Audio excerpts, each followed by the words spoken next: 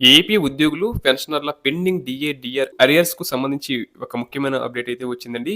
2026 April ఆరంభం నాటికి ఆంధ్రప్రదేశ్‌లో సమగ్ర ఆర్థిక నిర్వహణ సంస్థ సీఎఫ్ఎంఎస్ 2025, 26 ఆర్థిక సంవత్సర లావాదేవీలను ఖరారు చేయడం మరియు 2026, 27 బడ్జెట్ ప్రక్రియలను ప్రారంభించడంపై దృష్టి సారిస్తుంది. ఇక అమరావతి ఏపీ జేఏసీ చేసిన విజ్ఞప్తుల మేరకు ఆర్థిక శాఖ ఉద్యోగులు మరియు పెన్షనర్ల పెండింగ్ డీఏ బకాయిలను ప్రాసెస్ చేస్తుంది. సాంకేతిక సమస్యల కారణంగా చెల్లించని బకాయిలతో సహా పెండింగ్‌లో ఉన్న చెల్లింపులన్నిటికీ క్రెడిట్ చేయడంలో ప్రాధాన్యత ఇవ్వబడుతుందని హామీ ఇచ్చింది. అధిక డిమాండ్ ఉన్న సంవత్సరపు మరియు కార్యకలాపాలను నిర్వహించడానికి ఆన్‌లైన్ సేవలు మరియు చెల్లింపు సౌకర్యాలు ఏప్రిల్ 1 నుంచి ఏప్రిల్ 5, 2026 వరకు నిలిపివేయబడినట్లు నివేదించింది.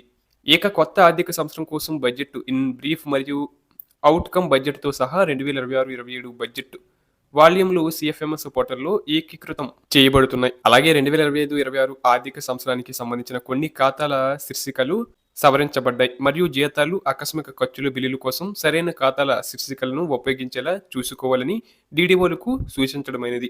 అలాగే ఫిబ్రవరి, మార్చి 2026 మార్గదర్శకాల ప్రకారం ఏపీ జనరల్ ప్రావిడెంట్ ఫండ్ మరియు జెడ్పీపీఎఫ్ సేవలు అధికారికంగా నిధి ప్లాట్‌ఫార్మ్‌కు మారాయి.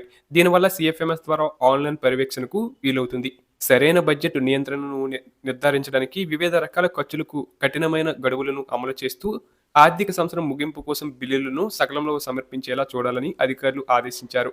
అలాగే ఉద్యోగ పెన్షనర్లకు సంబంధించి ముఖ్య గమనికండి. జీతం బ్యాంకు ఖాతాలను మార్చడం కేవలం డీడీఓ ద్వారా మాత్రమే చేయాలి. సీఎఫ్ఎంఎస్ పోర్టల్‌లో నేరుగా ఆన్‌లైన్ మార్పులకు మద్దతు లేదు.